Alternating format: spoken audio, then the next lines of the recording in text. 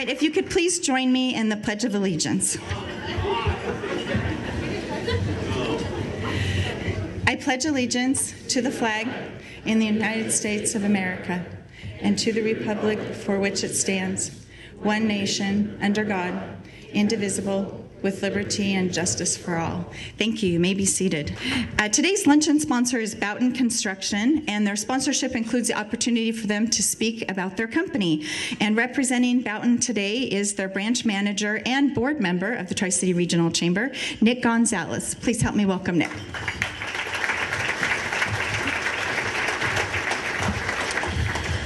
Thanks, Lori. Boughton Construction has been part of the Tri-Cities community for almost 50 years now. We're proud to be involved with and support many different organizations like Rotary, Young Life, Leadership Tri-Cities, and the Chamber, as you just heard. Boughton has experience in many different contracting methods: GCCM, lump sum contracting, negotiated, design build. Currently, we are underway with the Cadillac River Pavilion Tower Expansion Project. We're building Cadillac's new parking garage, which we're excited to be a part of.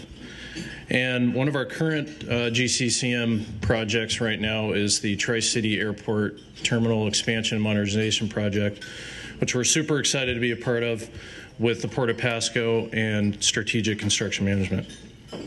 About 4 years ago, our company embarked on a journey to improve the way we deliver construction projects. And the way we are doing this is through lean construction, which is based upon manufacturing principles. Lean construction focuses on continuous improvement, eliminating waste, while we increase the quality of our projects. And what we found is that this is changing the delivery of our projects, the end products, both from a quality and cost standpoint to the owners. So we're excited to be a part of that. The ports do so much for our region. It's very fitting that we're the sponsor today because of our current involvement with the airport. We're super excited to be here today. And with that, I will say thank you and enjoy the program. Thank you so much, Nick and Boughton. I have to sort of make a note here. Nick is probably, I assume you're in the millennial generation. There's a big difference. He comes up with his iPhone. His notes are on his iPhone, and the font must be like extra teeny weeny. I am not in the millennial generation, and my notes are like super, super big. So it's kind of an interesting difference there. But we really appreciate your sponsorship, and thanks for being here. Now we'd like to recognize September's Member of the Month. The Chamber is pleased to announce Tri-Cities Battery as the September Outstanding Member of the Month. They've been a member since 1990. Tri-Cities Battery is a proud family-owned business started by Dale Johnson in 1971. At that time, the business had only one location in Pasco, concentrating on the sale and installation of batteries, both retail and wholesale. Today, Gerald and Pat Johnson, second generation, and their sons Brandon, Derek, and Adam, third generation, continue to operate Tri-Cities Battery with grandfather Dale's ethics, customer service, and pride. In 2013, they played an important role in the development of Tread Town Playground, a playground located in Pasco, which is made of 400 repurposed tires. Tri-Cities Battery now has 3 locations and has changed the scope of business from just battery and sales installations to complete automotive repair, alignments, tires, and wheels. Please help me welcome Brandon, Adam, and Derek Johnson of Tri-City Battery to accept their award.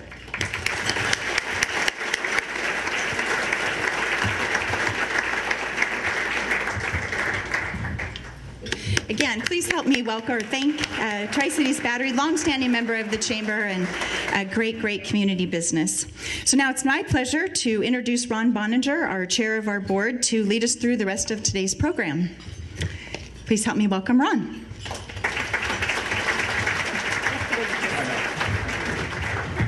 So I come up with a huge notebook. Again, not like Nick. Let me get a little. So thanks. It's good to see everyone here today. And again, thank you to Boughton Construction for sponsoring this and what Nick talked about in terms of lean, bringing lean to construction. I met Nick very early on, and he told me about it, and that's quite an accomplishment. to do and a great enhancement when you're doing development construction. So now for our program today. We're excited to have representatives from the Tri-Cities 3 port districts, the Port of Benton, the Port of Kennewick, and the Port of Pasco. Today we'll hear about the successes of each, as well as what lies ahead for the port's vital work on economic development here in the Tri-Cities. Today's program will feature speakers from all 3 port districts. We ask that you hold your questions, and if time permits, we will have a question and answer session at the end of the program. First, we will hear from the Port of Benton. With us today is Commissioner Robert Larson. Commissioner Larson has 18 years of experience on the Port of Benton Commission. He holds a Bachelor of Science, Bachelor of Law, and a Master's in Business Administration. He served in the U.S. Army in Korea from 1956 to 1957, and he retired in the Army Reserves as a colonel. He retired from the Department of Energy as Director of Procurement at the Richland Operations Office. Through the efforts of Commissioner Larson, the Department of Energy transferred 850 acres of land, 16 miles of railroad, and several buildings to the port as cleanup progressed on the Hanford site. Commissioner Larson is a member of the Richland Rotary. He participates in the Regional Chamber of Commerce, Good Roads Association, Benton Franklin Council of Governments, and Washington Public Ports Association. He currently serves as Vice President of the Port of Benton Commission. Please help me welcome Commissioner Robert Larson.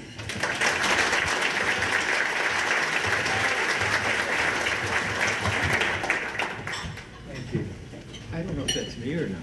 That's you. That's me. That's impressive. Well, I've been asked to make an announcement that the Tri-Ports has put Chucker Cherry cans on each one of your tables, and we're asking you to eat some of those to be sweet during these talks, especially when I have to talk. Okay, I want to thank the chapter for the opportunity to talk to the port about the Port of Benton.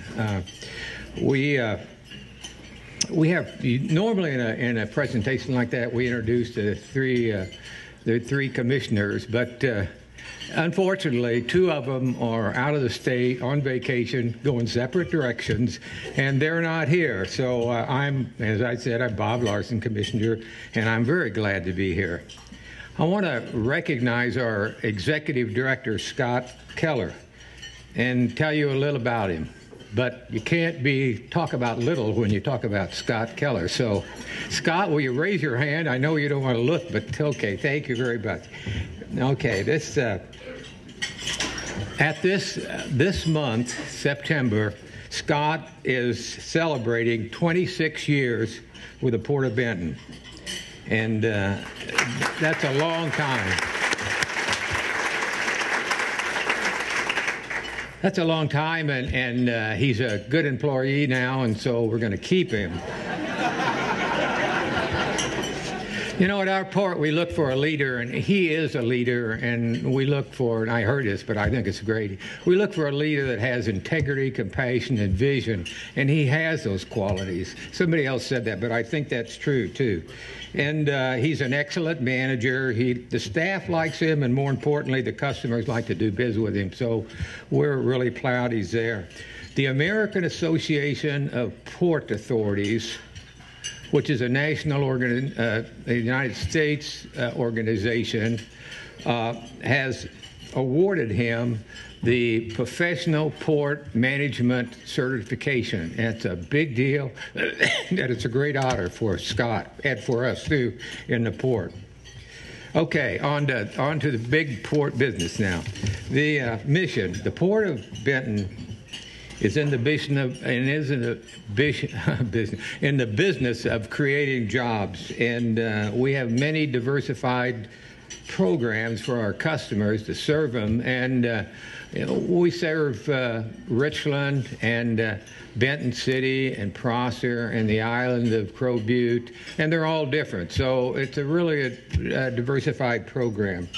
And later on, and very shortly, really, we'll show you a video, and you'll see how diversified we are. We're on page 2. Okay. I want to say something about the history of the Port of Benton. First of all, we were established in 1958 by the state of Washington, and when they sent back the boundary that we could operate in, it turned out that they put the Hanford site in there, and we didn't think much about it at the beginning, but this has turned out to be very, very important. Well, in 1958, in addition to what happened to us, this is a year the city of Richland, the federal government gave the city of Richland back to citizens, which was really a big deal.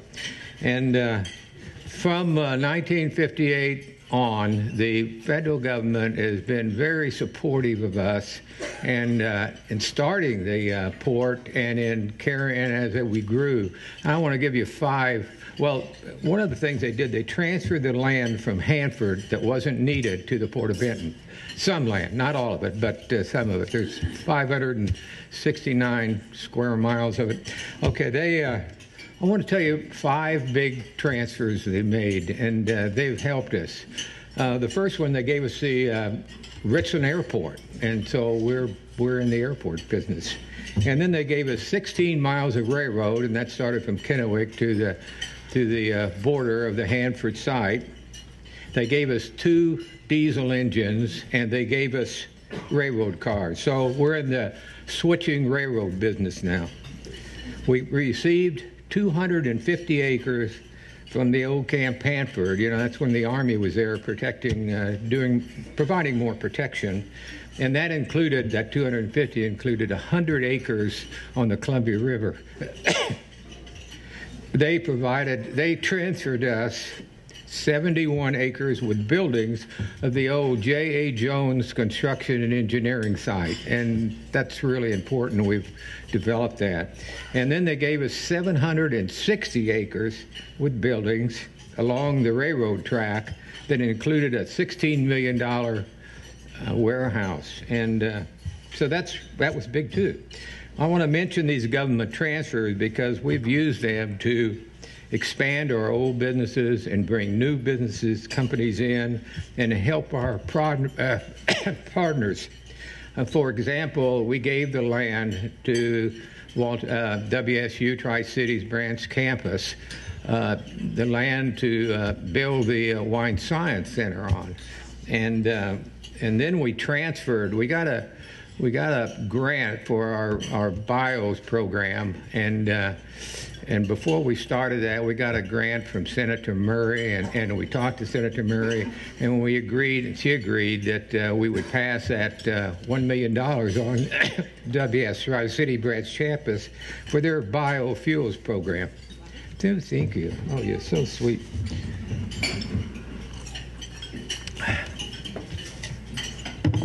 So,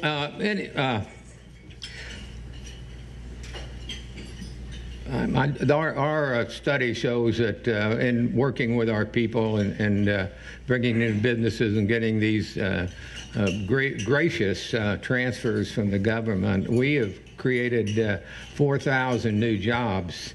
So we think we're using that appropriately. Now, I'm through for a little bit, and we want to show you our 8-minute video, and I think you'll be very excited to see what we're doing.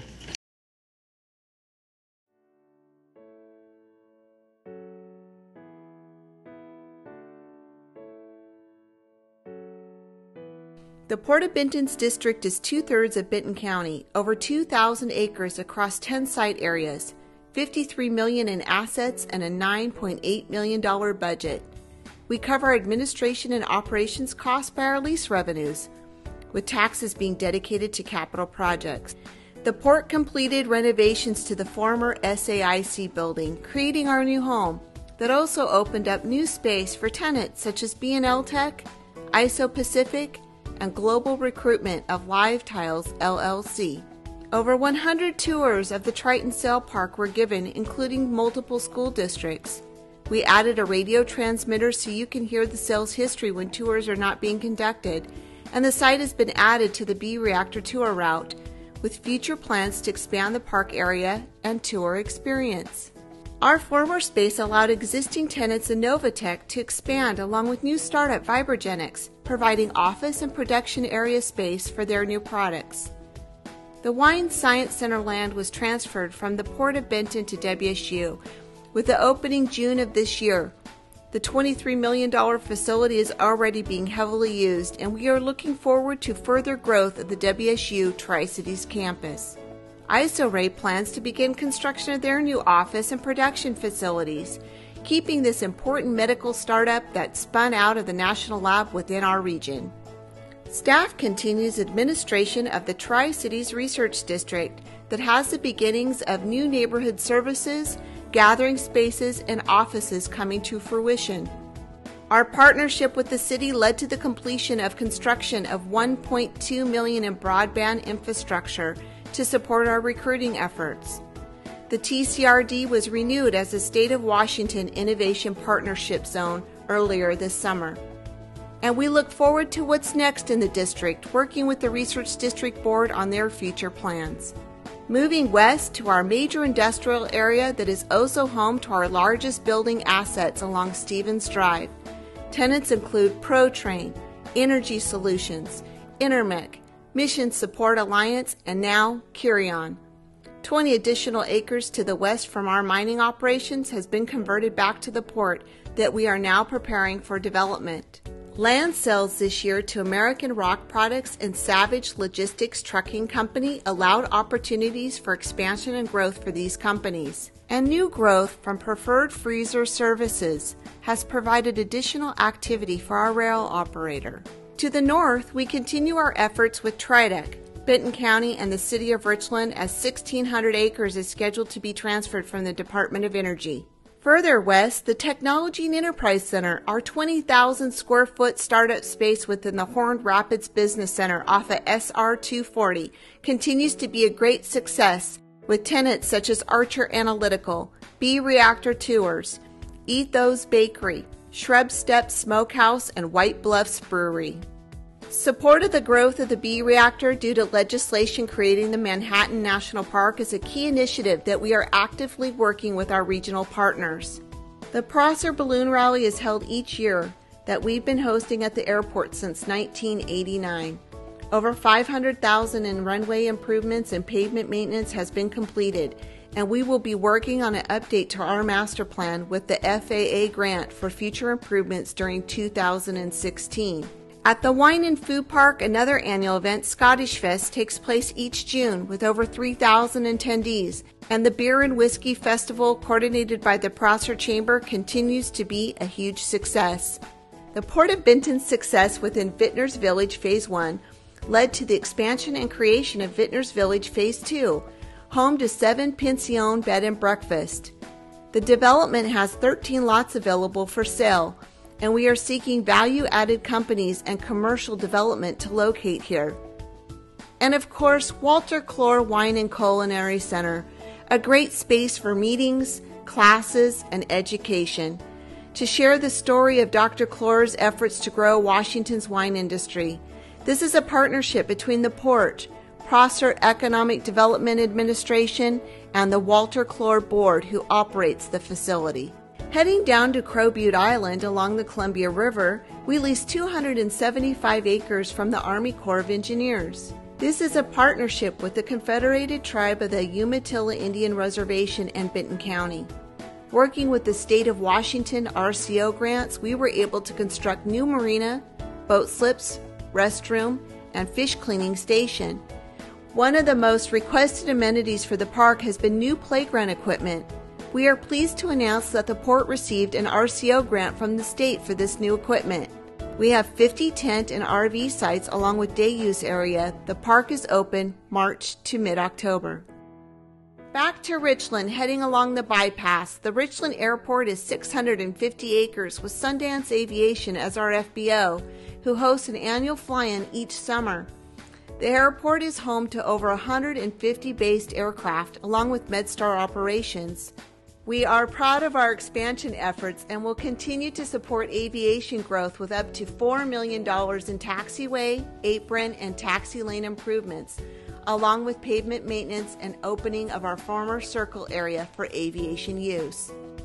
Let's check in on this year's Antique Fly-In, where Port of Benton Commissioners Roy Keck and Bob Larson had an opportunity to go up in a couple of vintage biplanes. Richland traffic, 12 Lima, left base for runway 1, Richland. Richland traffic, 23 Yankee taking runway 01. Right. Richland traffic, 6 Charlie's left downwind, runway 01, have the traffic on left base.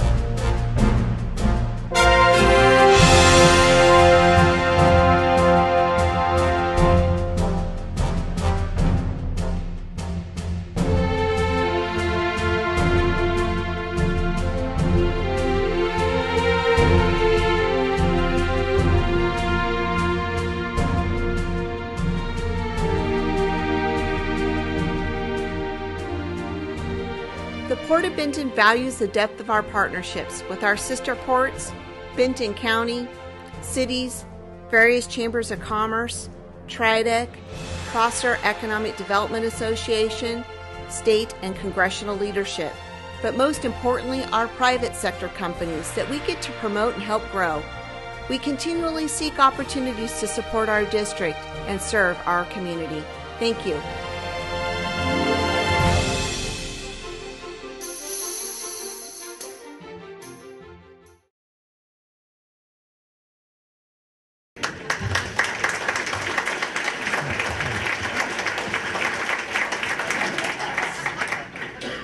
I want to recognize the two people who did this. Wally Williams, who is our communications marketing manager, who's taking a picture of me now, and who developed the video, and he does a beautiful job, and Diane Howard, who always does a good job, our Economic Development and Government Affairs Director. So thank you very much. Will you give them a clap?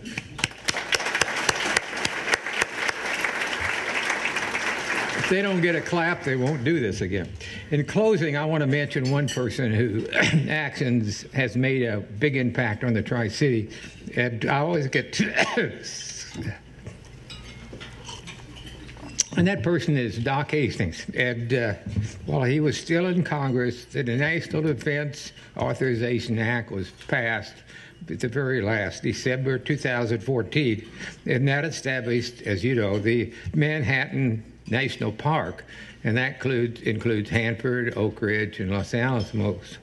And Doc Hastings was instrumental in getting the Manhattan National Park included in that act, along with the requirement that the government transfer 1,641 acres of the Hanford land to TRIDEC, and then TRIDEC, and we have a memorandum of understanding between us and the city and Tridac will then work to send the land out or transfer the land to the city or the port or both of it. And while Doc Hastings, without Doc Hastings on this, I think that the national park and the land transfer would never have happened so fast, and maybe not at all. And the focus of this property is to attract large manufacturing and energy companies. And this is a unique opportunity for the region and the state areas to have 200 to 500 acres to encourage large firms to come to the Tri-Cities. And we think we can make that happen. So thank you for listening. Thanks, Commissioner Larson. That was excellent. A great video. Very exciting to see. Now we'll hear next from the Port of Kennewick Commissioner Skip Novakovich. Skip was first appointed to the Port of Kennewick Commission in November of 2009 and currently serves as the Commission's Vice President.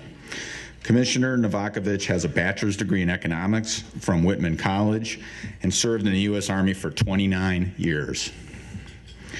He brings diverse business experience to the Commission, including his work as president of the Downtown Kennewick and Columbia Drive Association and as the owner of Esprit Graphic Communications that we are proud to have as a member of the Chamber. Please help me welcome Commissioner Novakovich. And in case you didn't know it, that's my smart aleck son. But I'm very proud of him. He's actually studying for his MBA at WSU, so go Cougs, huh, Mike? Yeah. So thank you for that introduction. I'm very pleased and honored to be here today. And on behalf of the Commission and staff of the Port of Kennewick, I want to thank the Tri-City Regional Chamber for allowing us to be here and tell you about a lot of the exciting projects that we've going on at the Port of Kennewick. But before I continue, I want to recognize and thank my two fellow commissioners who are dedicated to serving this community but through economic development projects that create jobs and provide a better community and a better quality of life. So if I could have, and I know they've already been introduced, but Commissioner Don Barnes and Commissioner Tom Moe, could you please stand?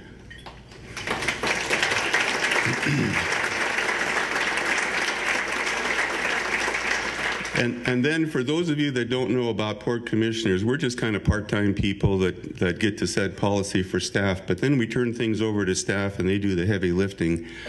And quite honestly, you know, whether it's been in the military or civilian life or private sector or public sector, volunteer work, wherever I've done, I have to tell you that the Port of Kennewick staff is the finest staff I've ever worked with. So I'd like the Port of Kennewick staff to please stand and be recognized.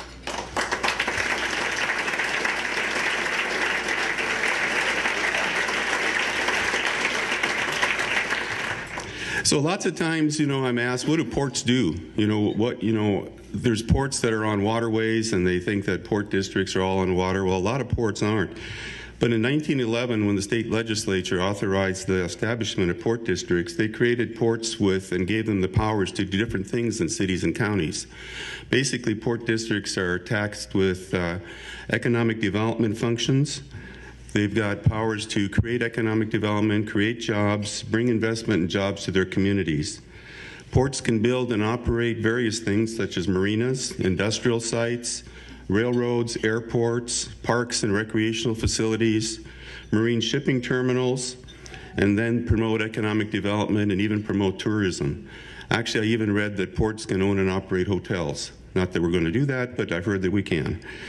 But then also with those powers, we have the power to close those facilities that we operate if it's in the best interest of the public and it's the best interest of our taxpayers, and we can transfer those to the private sector to operate if we want, which we did with the railroad facility that we had in Findlay, and that's working out very, very well in the private sector. The Port of Kennewick was formed in 1915 as the 5th port in the state of Washington. And as I said, our basic mission is to support sound economic development and opportunities that create jobs and develop a better quality of life for people that are in our district. So this is our 100th year, and if you look back over the 100th year and look at history, I can't think of any year back there that's been more busy than 1915, our 100-year anniversary. We have so many projects going on, and this short video that we're going to show you right now that was prepared by our port staff is going to show you some of those up close and personal. So I'll be back in just a second after the video's over. The Port of Kennewick was established by a citizen vote in 1915 as a 5-square-mile district to take advantage of shipping opportunities on the Columbia River. Over the years, the Port of Kennewick district has grown considerably, with the district now representing a 485-square-mile area. As you can see, the Port of Kennewick is quite large, covering all of Kennewick, Richland south of the Yakima River, all of West Richland, a small part of Benton City, and some of the unincorporated areas of Benton County. The Port of Kennewick owns a variety of properties within its district and manages those assets with intent to best accomplish our mission and objectives: economic development, job creation, and an enhancement of quality of life for our constituents and future generations. In West Richland, the Port of Kennewick owns the 93-acre former racetrack property, which was included in the City of West Richland's urban growth boundary last December. Since January, the port has been working with the city on the process of annexing the former racetrack property into the city limits, allowing for the extension of city utilities. The request for annexation and zoning was approved by the West Richland City Council on August 18th of this year and is now off to the Boundary Review Board for final approval. The site could eventually attract $77 million in private investment and more than 1,000 jobs. The Port of Kennewick also has been partnering with the City of West Richland and Benton County in pursuit of a new interchange from Interstate 82 at Red Mountain. That action was considerably advanced in July with passage of the state transportation budget, which included $28.4 million for the Red Mountain interchange that's scheduled for completion in 2021. The proximity of the port's land next to Red Mountain makes it a prime location for future large-scale wine production, warehouses, manufacturing, and services. In Richland, Badger Mountain's trails have become a popular destination. Recognizing that public trails and parks contribute to our community's livability, the Port of Kennewick is partnering with the City of Richland and Benton County to expand trailhead parking that will relieve congestion and increase access to the Friends of Badger Mountain's trail system. The 55-stall paved parking lot will be situated between the two existing parking lots on the lower end of Trailhead Park. Access to the lot will be from either the lower parking lots or Queensgate Drive at Westgate Way. The new parking lot should be complete by Thanksgiving. Efforts by the Port of Kennewick to showcase our region as a waterfront community continue at Clover Island in Kennewick. The port developed the lighthouse, Riverwalk, a marina, artwork, and other improvements, and this year will bring an upgrade to the boat launch with a new public restroom, landscaping, picnic area, scenic overlook, and a large metal sculpture of two eagles fighting over a salmon. Construction should be complete by the end of the year. The port is also working to construct a boardwalk on the marina side of the island, which will be phase 1 of the proposed village at Island Harbor development. Along with the public access improvements, bronze artwork will be installed to honor the Confederated Tribes of the Umatilla Indian Reservation's ties to this region. The port is now working with the Corps of Engineers on options for restoring more of Clover Island's shoreline to help improve fish habitat and increase recreational access to the Columbia River. We are hopeful this shoreline project will go to design in 2016 and construction in 2017. The goal is to create a waterfront destination that everyone can enjoy. Columbia Drive's waterfront has tremendous redevelopment potential. The port owns 3 large tracts of land adjacent to Clover Island. The port is partnering with the City of Kennewick to transform the site into a vibrant waterfront district with wineries, shops, restaurants, and public amenities such as art and a nature trail. The site is being readied for construction of the first 3 wine production buildings, as well as the wine wastewater treatment facility. The port buildings will go out to bid in November, with construction done by Crush of 2016. Already, the additions to the trail along Duffy's Pond are complete. The landscaping has been planned, with utilities and building construction to follow. And the port and city are talking about Phase 2 of the project at Columbia Drive. The port is working to stimulate tourism, spending, and revitalization of the historic waterfront. The goal is to add businesses and jobs while creating a new gathering place for our community. Kennewick's Vista Field is a prime location of 103 acres in the heart of the Tri-Cities commercial area. The redevelopment of Vista Field has the potential to positively impact the entire region, not just Kennewick, which is why the Port of Kennewick has taken such an inclusive approach to master planning the site. Great projects require great planning. The Port established the Vista Vision Task Force to provide ongoing advice to the consultants. A series of meetings was held, and a variety of people with differing perspectives were encouraged to be involved. These meetings, and the ones held last fall, provided critical input to the consultant team in developing the final master plan, and they led to the Port being recognized with the Washington Public Ports Association first ever Community Outreach Award for extensive work to engage and involve the public in the Vista Field planning process. All the great cities of the world have prominent central gathering places, and just such a town center was identified by the recent community branding study as a critical missing element in our region. Citizens have also asked that we emphasize small city blocks and phased development. Other elements include a variety of housing, terminated vistas, water features, and walkable, bikeable, transit-oriented neighborhoods. And throughout the planning process, there has been a high level of support for an arts facility as one of the first catalyst projects at Vista Field. Following the community's vision, the Vista Field redevelopment plan is focused on creating a regional town center of mixed-use development with residential, shopping, and entertainment areas.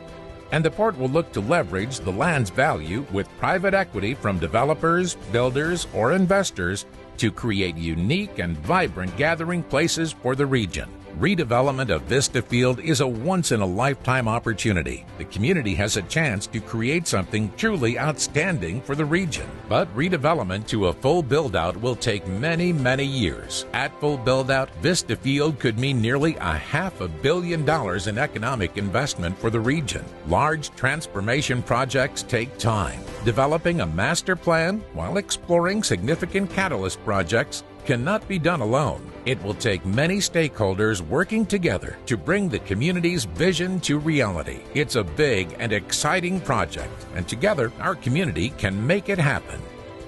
This year, the Port of Kennewick celebrates its 100th anniversary, and our outlook couldn't be better. The Port of Kennewick's capital assets have increased by 147%, or $30.2 million from 2004 to 2014. Liabilities have reduced 57% from a high of $478,873 in 2004 to only $208,031 in 2014. The Port of Kennewick has no debt, and property owners are paying 25% less tax to the Port of Kennewick now than just a few years ago. The Port of Kennewick takes its economic development authority seriously by building and operating development buildings, industrial parks, a public use marina, and commercial waterfronts. And through buying, developing, and selling of land and properties, the Port is working to facilitate trade, tourism, recreation, and employment opportunities within the district while improving the quality of life for all of the Port citizens and surrounding community. The Port of Kennewick.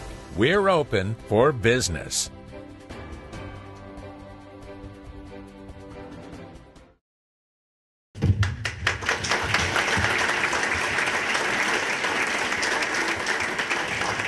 Thank you. And I see we must have some art people in the back there that kind of like that idea of the Art Center. So thank you. Those people have been showing up at our commission meetings and filling us in on their plans and stuff, and we look forward to working with them to create an Art Center at Vista Field.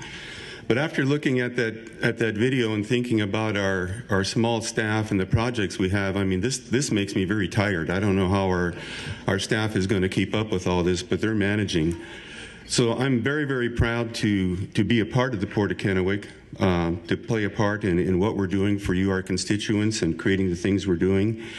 Even though we've been in business for 100 years now, it's not that we sit back and look at what we've done and say, gee, we've done great things. We're continually looking at how we can provide you with additional economic development and quality of life projects.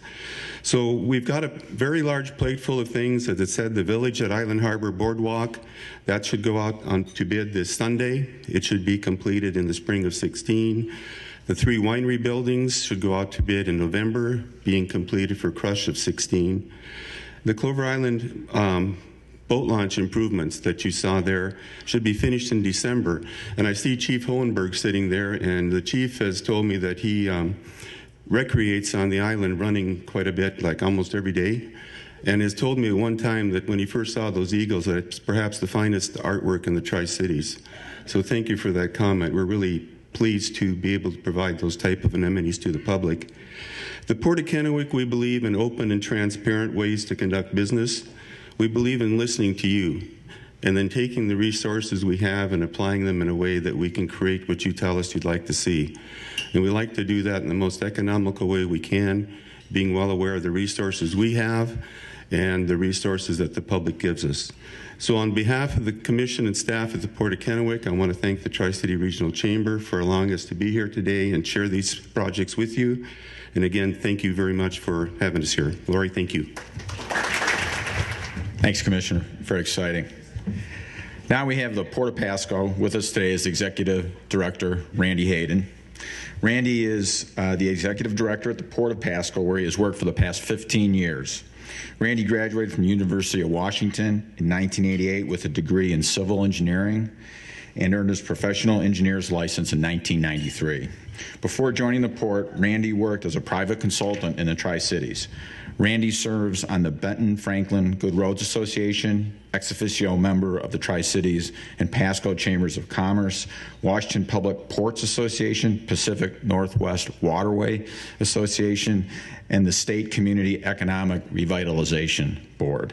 Please help me welcome Randy Hayden.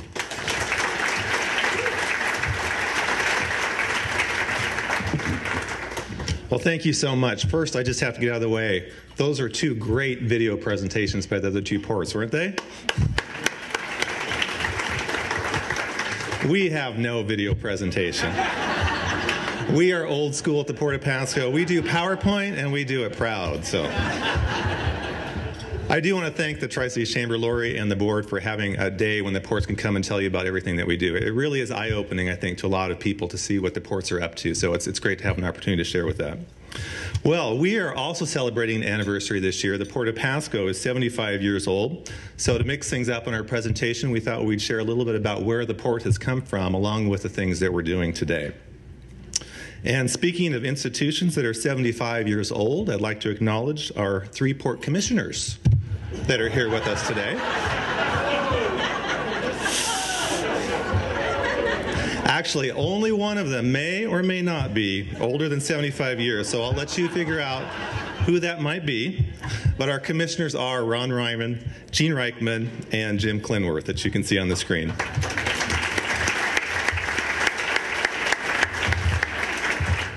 And age aside, they really do bring a wealth of experience and professionalism to the port, and I'm fortunate to be able to work with them. So it was in 1940, when one of our commissioners was a little child, that the residents of the Port District got together and decided that they needed a more economical way to ship their grain to the Port of Portland. And so they formed the Port of Portland to build a grain elevator on the Columbia River on a 20-acre site at the base of what is now the Cable Bridge, and that was the very first port property. At the time, the grain elevator was the largest facility upriver of Portland, and it operated for over 50 years until 2004, when it became functionally obsolete and operations were moved to a private terminal on the Snake River. The site was also home to a petroleum tank farm, and for many, many years we had oil delivered there. For many, many years we had oil delivered into the ground as well. So for the last 15 years, the port and our partners who operated the facility have been cleaning up the site, and we're proud to report that we have removed over 29 tons of petroleum from the site. And we're very hopeful that within the next 6 months, Ecology will give us the green light to begin redevelopment of that site. So we're very, very happy about that. Our plans for the site, we've been working very closely with the City of Pasco on what we could do there, and we're looking at a redevelopment plan that can add some artisan manufacturing, some other types of businesses that will really take advantage of the strong entrepreneurial talent that we have in Pasco. And we also think it'll be a nice fit for what the Port of Kennewick is planning along Columbia Drive, along with what the Downtown Pasco Development Association is planning for downtown Pasco. We kind of fit right in the middle. So altogether, I think those developments could be a great redevelopment of the whole eastern part of the Tri-Cities. So, in 1959, our commissioner, one of them, has just finished high school.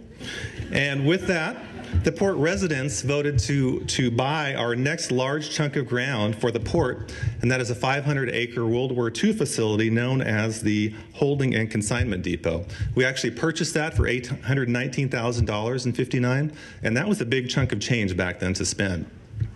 The consignment depot was built to supply our allies during World War II, and in fact 25% of all the materials that we sent to Russia came through Big Pasco. The inset picture there shows some Italian prisoners of war that had to be brought in to do some of the loading and unloading because most of the labor in the Tri-Cities went to another military development up at Hanford, and so there just wasn't a lot of workers around. So what we got when we bought the property was 8 large warehouses with over 32 acres of covered roof, various support buildings, 2.5 miles of Columbia River shoreline, and 17 miles of rail. Since the purchase, we've been putting lots of money into keeping the infrastructure running and active. And today, the Big Pasco facility is an active and thriving industrial park, home to such businesses as Zeno Hay, a Japanese co-op that makes hay products here for their cattle and dairy industry, Lamps and Crane, and transload and warehouse companies, Mid-Columbia Warehousing and KIS International. So we move forward to 1963, and the port acquired the Pasco Airport from the City of Pasco. Another way to say that was the city unloaded the airport to the Port of Pasco. But honestly, it really has been a good fit. It fits with what ports do, and we've been very proud to operate and grow the port. We built the first terminal in 1966, a 26,000 square foot terminal, and the foundation of that is what forms our terminal that we have today. We ended up enlarging that in 1986 to what we're using today. The airport is the largest land holding of the Port of Pasco at over 2,000 acres. And just for the history component, it began life as Naval Air Station Pasco, and it was its mission was to train pilots for the Pacific Theater and later to fix the planes from the Pacific Theater as they became a little shot up during the war. Today, the airport is the 4th largest commercial airport in Washington State, and along with that airport, we have an active general aviation community, an industrial park, and a commercial business, which I'll talk about in just a little bit. In 1975, following maybe one of our commissioners, they were now a successful business person, and the port jumped into the growing container shipping world. We dredged the Columbia River to create a container barge terminal on the Columbia River. And it's shipped since that time everything from cattle hides to onions to hay cubes. It's seen a lot of product. Unfortunately today, due to the loss of major container shipping lines at the Port of Portland, which is where all of our containers end up on the Columbia Snake Rivers, there's very little activity at the container terminal. So we are looking at ways to repurpose that facility for other types of freight use, and hopefully we'll find something to put that facility back into use. Okay, in 1990, all of our commissioners at this point were well into their careers, and the port created the Pasco Processing Center. This was a partnership between the city, the PUD, and the port to find a place for food processors to land in our community. It was very successful. The first business, Simplot, went in 1994 and built a 400,000 square foot vegetable processing facility. It's fitting then that 20 years later, in 2014, the last lot was sold to Kenyon Zero Storage for their 400,000 square foot facility, a cold storage building. In between those 20 years, we had all the businesses that you see up on the screen locate at the Pasco Processing Center. All told, that represents over $120 million of private investment, $1.7 million of annual taxes to the county agencies, and over 1,000 jobs. So we're very proud of that development. In just the last 10 years, 2 new commercial business parks have been created. In 2005, a unique 86-acre site was carved out of the Tri-Cities Airport, the southwest corner, to create a commercial business park along Argent and across from CBC. The site hosts both typical commercial, office, retail components, as well as lots along the airfield for those businesses that might need that direct airfield access. And in 2011, Osprey Point became a reality when the port constructed the first phase of our 60-acre waterfront development along the Columbia River. Phase 1 includes a 20,000 square foot anchor building where the port offices are, room for 2 additional tenants, and 5 ready-to-build lots for lease or sale. Osprey Point is the only commercial levy-free waterfront property in the Franklin County, and as an added bonus, it has no Corps of Engineers ownership, which makes it much easier to do some of the development that we would like to do. At full build-out, we expect Osprey Point could accommodate up to 20 buildings with over 700,000 square feet and provide up to 2,000 jobs. All right, and speaking of Osprey Point, we do want to welcome our 2 most recent tenants. The Pasco Chamber moved into the basement floor of our building in July of this year, and the Schooler Company, a Midwest-based grain shipping company, moved in actually at the beginning of this month, so we're proud to have them join us in our building. All right, so lastly, we moved to August 2014 when all 3 of our current commissioners were serving on our board, and we began the largest capital project in port history. The Tri-Cities Airport terminal expansion is a $57 million project to modernize and nearly double the terminal building to 110,000 square feet, along with realigning a major taxiway and relocating a key navigational instrument. The entire project should be complete by January 2017. Many of you were able to join us for our grand opening of Phase 1 of the project, and we were happy to have all of you there, and some of you, I hope, have flown out since then. Phase 1 included constructing half of the new boarding area, modernizing and reopening the expanded baggage claim and car rental area, and constructing a kitchen for our new concessionaire, Tailwinds. They have great food, so I look forward to enjoying that. A little special thanks to Lori Matson down here, who took it upon herself whenever she was traveling at our airport over the past year and came into our baggage claim tent to make sure that visitors knew that this was not just a podunk airport with a tent for a baggage claim, but that they knew our real baggage claim was just undergoing remodeling. Well, she thought about it. I don't know if she actually said anything. And another special thanks to the Columbia Center Rotary, who partnered with us to put art into the new terminal. There's art tiles on the wall of the concourse that represent our area's technology, history, and geology. And as well, there are 2 rotating art displays where we'll be putting different local art about every 6 months or a year through the terminal. So thanks to the Rotary for that. Phases 2 and 3 of the expansion project will include building the second half of the concourse area, a new gallery seating area and lounge for you to enjoy some food and a view while you're waiting for your plane, and expanding the security screening area and remodeling the ticketing gates. So on behalf of the Port Commission and all of our airport staff, we really want to thank you for your patience during construction of Phase 1 and ask for your continued patience as we finish the remaining phase of our airport project. So we're not only growing the airport buildings, we're also growing airport service. We now have over 330,000 passengers boarding planes every year at the Tri-Cities Airport with 8 daily direct flights. 6 daily direct flights, I have to say that because my airport director will correct me, and 2 weekly flights, and seasonal weekly flight to LA. Well, we're proud to announce that just last week we were awarded a grant by the US DOT to bring new daily direct service to LA throughout the whole year.